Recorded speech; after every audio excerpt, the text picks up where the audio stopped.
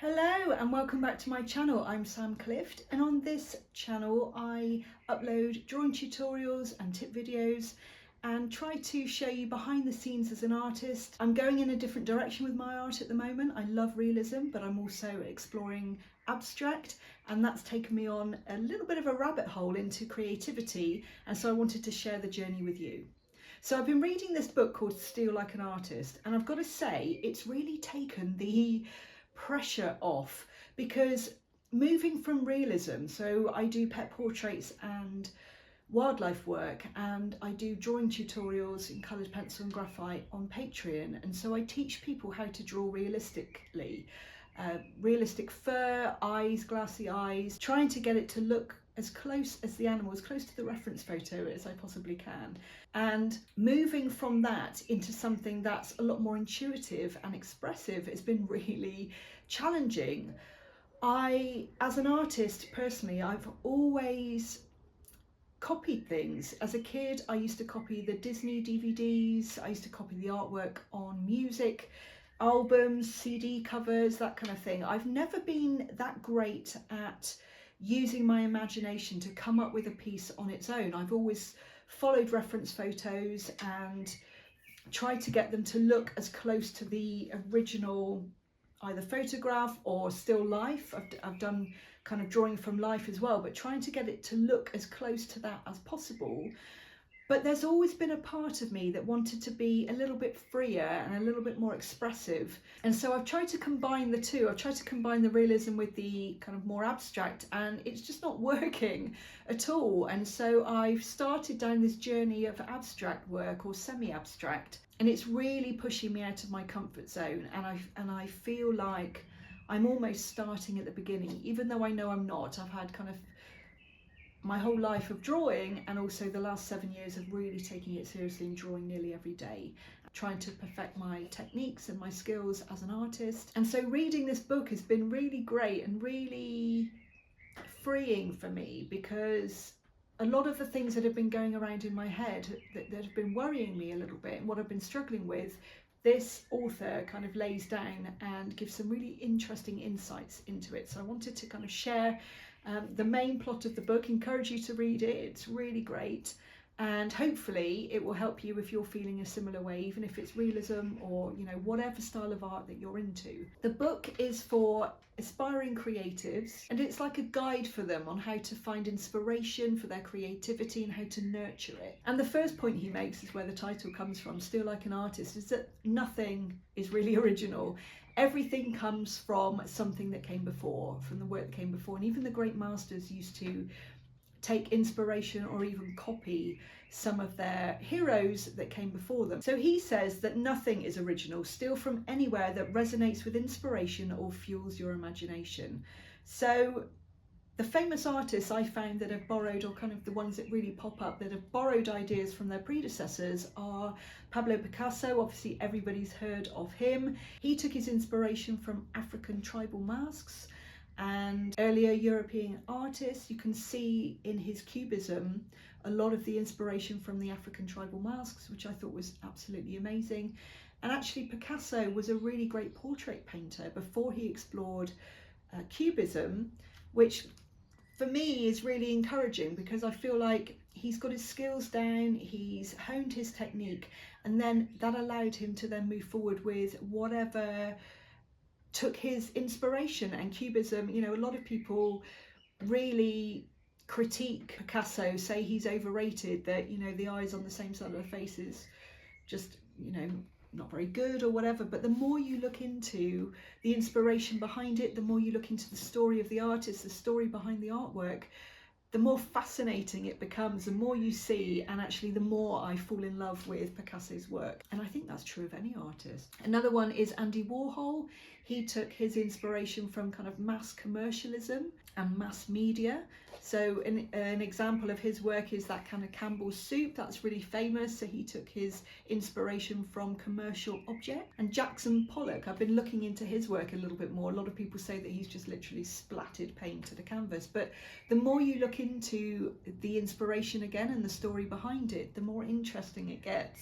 So he took his inspiration from Thomas Hart Benton and also sand paintings. If you really look at Jackson Pollock's work, and you can see how he was inspired by the sand paintings and how that creates a kind of movement and texture on the canvas, and it really shaped Jackson Pollock's approach to where he put his paintwork. It's certainly not random, or as random as it looks. Every blob of paint is definitely thought through. So the next point was stealing like an artist, and what he was saying was that copying one artist, so obviously I don't advocate that at all, copying one artist is plagiarism, of course. So if you sit down, or forgery, if you sit down with a piece of work from an artist and you try and copy every brush stroke or pencil stroke, or exactly match the colours or the composition, then of course that's copying. But if you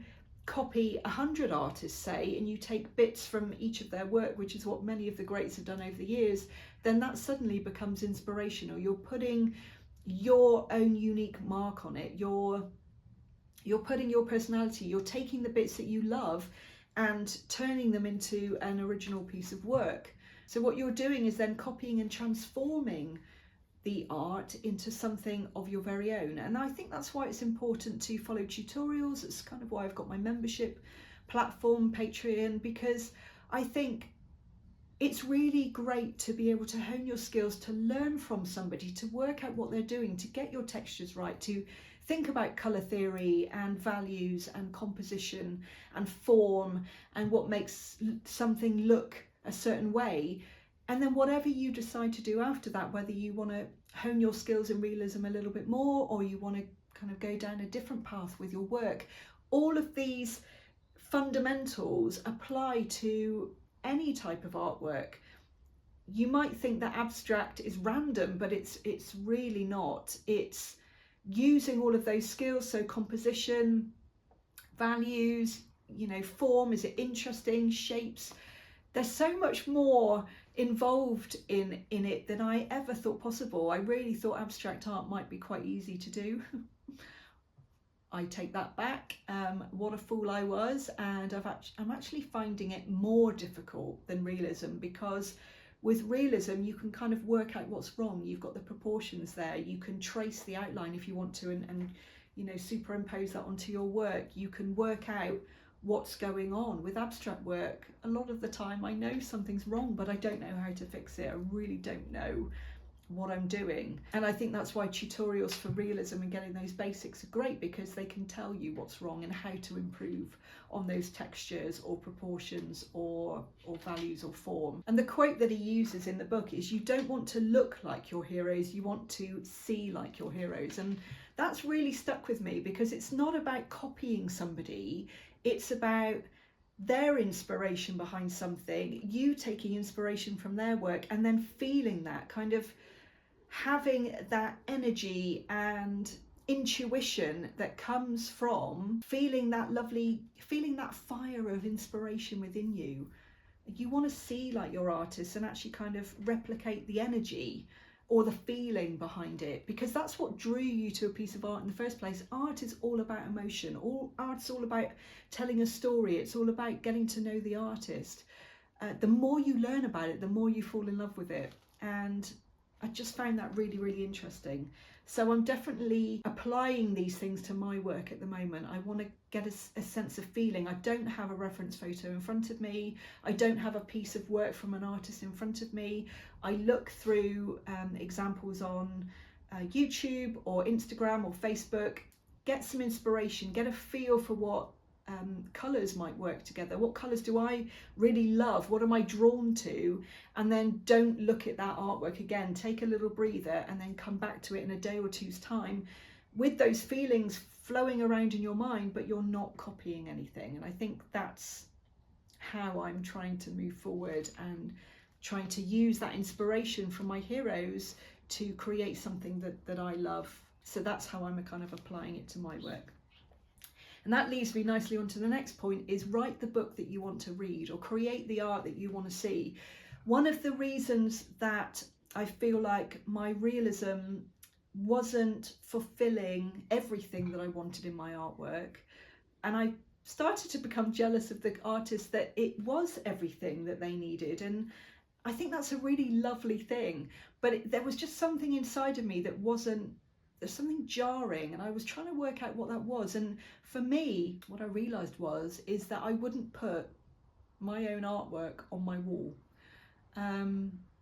For whatever reason, I don't know. Would I have, I created a piece of work, I was proud of how it looked. I could see how I'd improved. The red squirrel kind of stands out for an example. The wolf I'm drawing at the moment, I'm really seeing that I'm getting softer fur, and it's just looking better in my opinion. But I wouldn't put it on my wall, and so that was jarring to me. I'm not creating work that I would myself buy or display. Not that there's anything wrong with displaying a squirrel. Of course, it's just, there's no judgment here about what's right or wrong or good or bad. It was just, personally for me, surely I should be trying to create work that I would want to have on my wall. So write the book that you want to read, create the art that you want to see. And a good example of this was Steve Jobs, who obviously created Apple Macintosh and the iPad and the iPhone and the iPod. He wanted to create something that had functionality but also beauty, like that was aesthetically pleasing, that the design was beautiful. And he realised that in the market there were things that were possibly functional, but they were clunky or unattractive. So he bridged the gap, having technology that was intuitive and also aesthetically pleasing. The next point is to use your hands, to get off the screen, to put your computer away. Digital art is amazing, and I do find that lovely, but there's something lovely about using your hands, something very obviously tactile about using your hands, getting your hands dirty, having paint around your nails, getting smudges all up your hands. And I've walked to school on the school run with smudges of graphite all over my face. There's something about the feeling, the pencil on the paper or the paintbrush, swirling around the water and then applying it to the kind of rough texture of the canvas, or see, it's something just amazing about that. So I would really encourage sketching. The author even talks about kind of building blocks, building something out of them. Someone he quotes in the book had building blocks for his toddler, and he had his own building blocks that she wasn't allowed to use, which I thought was lovely. Crafting. A lot of the time creatives do have other hobbies as well. So maybe you like scrapbooking, or maybe you like gardening or cooking, or something that you can really use your hands. I think that really fuels creativity. And the next point is side projects and hobbies, how important they are. And the quote he uses is that side projects are the ones that often take off. So he talks about how a really good way to kill the creativity, or the really good way to kill what you love, is to try and make money from it, try and make it into a business. And I found that myself. You start to lose, your hobby is now your business, and so you no longer have a hobby, you no longer have a way to let off steam or fill your cup or do something that doesn't have a purpose, doing something that's just really for you. So if you have made your art your business, I think it's important to have a side hobby or a side project as well, something that's just for you, maybe that you don't show on social media. Maybe it's something you've always wanted to draw, you don't know whether it's going to be popular or not. Something that you've always wanted to paint. Maybe if you're drawing or painting, maybe you could do sewing or knitting or gardening. But a side hobby or a side project, I think, is really important to keep that creativity alive. I always have something on the go that's not for anyone else, it's just for me, and that keeps that fire burning of creativity and inspiration. The next point is geography is no longer our master. So back in the day, when people always talk about the starving artist and how Van Gogh never sold a piece of work in his life, he didn't have Instagram or the internet. So we are no longer a slave to just our locality. We can put our work out there far and wide, worldwide, sell to different countries, and the internet allows us to connect with people all over the world, which is absolutely amazing. The quote he uses in the book, which is great, is you can find your audience and your influence online no matter where you live. So it's not just about finding your audience or finding your buyers, it's also about finding your influence. you can have access to artists and creatives and inspiration from all over the world. How amazing is that? So I would really encourage you to buy this book or read this book. I usually do it on Audible. Steal Like an Artist by Austin Kleon. It's really taken the pressure off. It's because I was getting inspired and almost trying to create this amalgamation of the different artists, and then I was worried I was copying this one or copying that one. And actually it's kind of given me the permission, as I'm trying to work out the style that I like, what I like to do, what I can hone.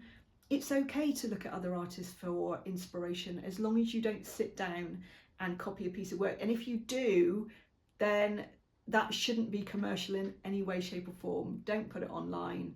It's just for you to practice. So make sure you learn from tutorials, make sure you learn from YouTube. I hope that I can inspire people with my work. Learn the skills on Patreon. There's so many great artists out there, not just mine, and YouTube videos that creators put out a lot of work for free as well.